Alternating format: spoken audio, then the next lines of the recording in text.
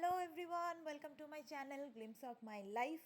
চলে এসেছি Bhaiphonta part 2 blog নিয়ে। আর শুরুতেই কষা মাটন, এর থেকে ভালো আর কিছু হতে পারে কি? তোমরাই বলো।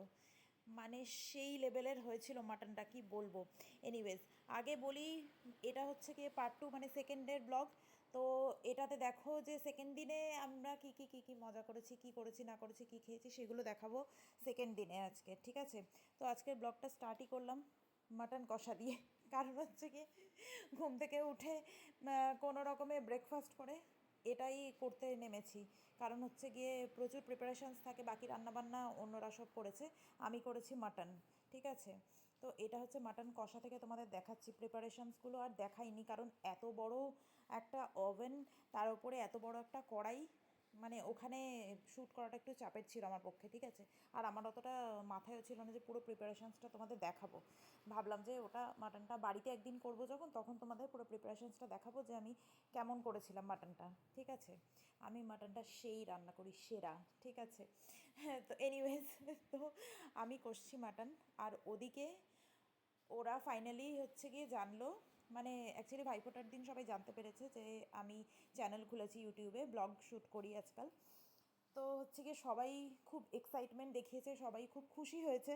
তো ভাই বসে বসে এখন আমার চ্যানেলটা দেখছে আর আমাকে কোয়েরি করছে বিভিন্ন রকম আর কি, যে কিভাবে ভিডিও এডিট করিস, কি করিস না করিস, কিভাবে শ্যুট করিস, এই সমস্ত, কিভাবে ফোনটা ধরিস, নাকি ট্রাইপডস আছে, এই সমস্ত বিভিন্ন রকম প্রশ্ন করছে। ওর যা যা মনে প্রশ্ন আসছিল আর কি।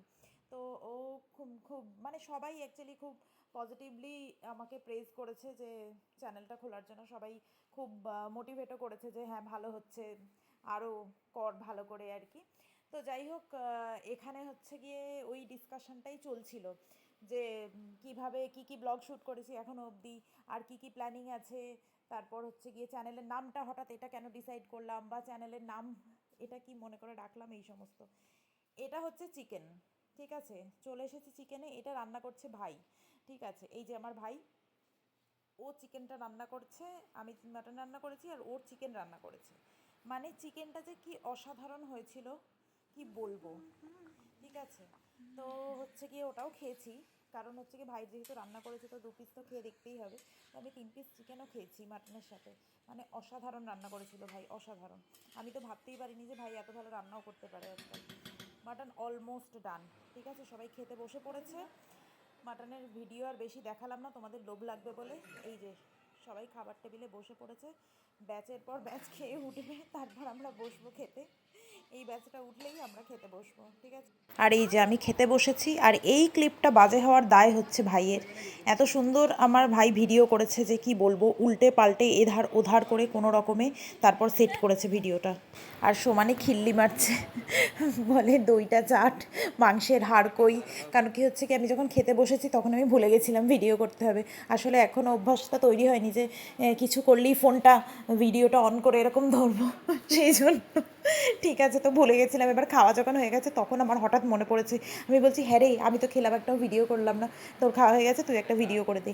মানে এত অধৈর্য যে সমানে বলে যাচ্ছে আর কতক্ষণ ভিডিও করব, কি দেখাবো, কি করব, মানে কি বলবো। আর এদিকে আমার মা আর মাসিমণি বসে আছে, তারা খিল্লি মারছে, ঠিক আছে? যেহেতু আমি ভিডিও করছি, মা বলছে এই দেখ আমার বাটিতে এখন আছে, ওর থালা ফাঁকা হয়ে গেছে কিন্তু আমার বাটিতে আছে, আমার বাটিটা তো মানে অ্যাকচুয়ালি আমি বা হচ্ছে গিয়ে আমার ভাইটা, মানে আমরা কাজিনস সবাই আর কি, এই খিল্লি ব্যাপারটা আই থিঙ্ক এসেছে আমাদের জেনেটিক, ঠিক আছে? কারণ হচ্ছে আমার মা মাসিরা প্রচণ্ড খিল্লি মারে, উফ।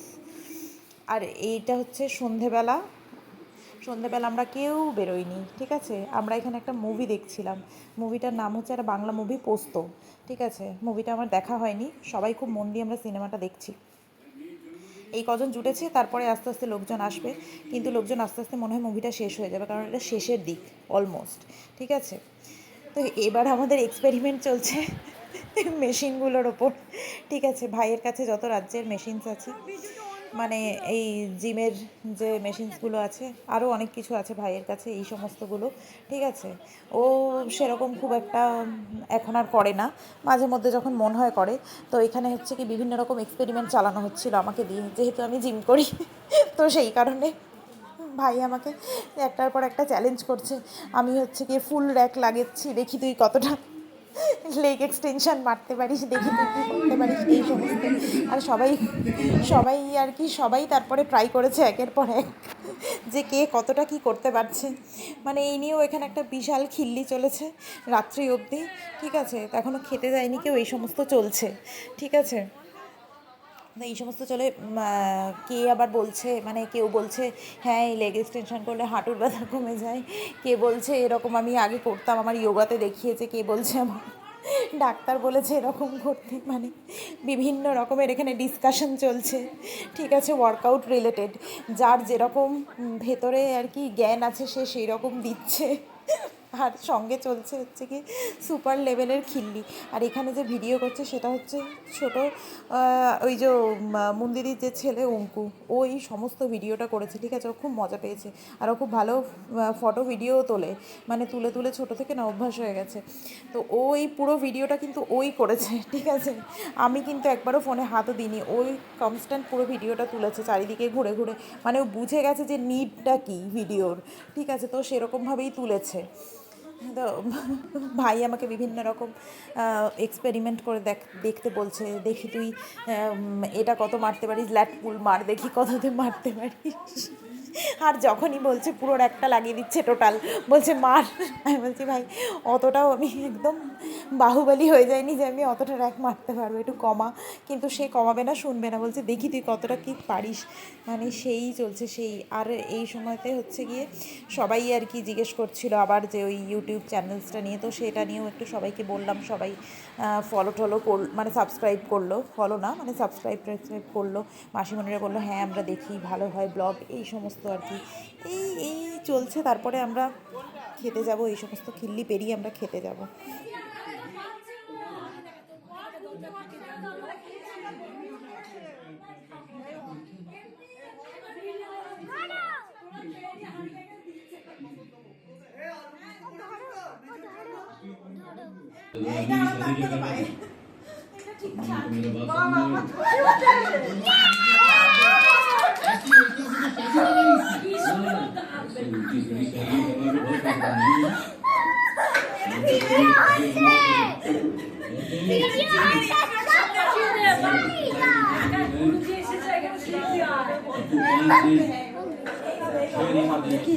দেখেছি মেজো আছে এখানে।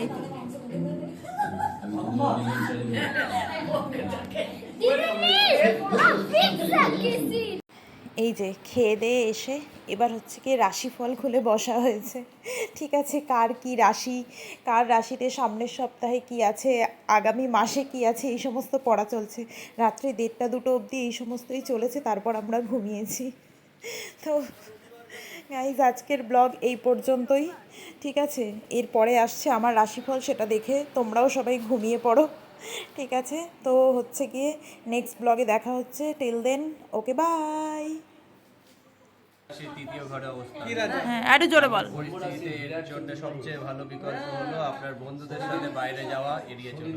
এড়িয়ে চল, এই রে এই সপ্তাহ প্ল্যান ছিল, কি কথা না, হচ্ছে এই জন্য সবচেয়ে ভালো বিকল্প হলো বন্ধুদের সাথে বাইরে যাওয়া আর কিছু আনন্দের মুহূর্ত কাটানো। ও কাটা, শয়তান উল্টো বলছে দেখছিস তো। তাহলে ঠিক আছে, এগুলো তোকে ড্রাইভার রাখবে। আচ্ছা আচ্ছা খরচা করো, আচ্ছা আচ্ছা তাহলে ঠিক আছে।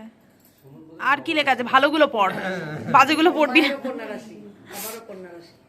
আর এই ছোট মেয়েটা, ছোট ছেলেটা আরেকটা জিনিস বলেছে,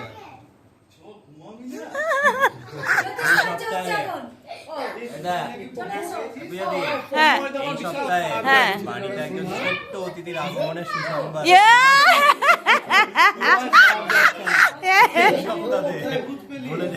এই সপ্তাহে ওর থেকে দূরে থাকতাম।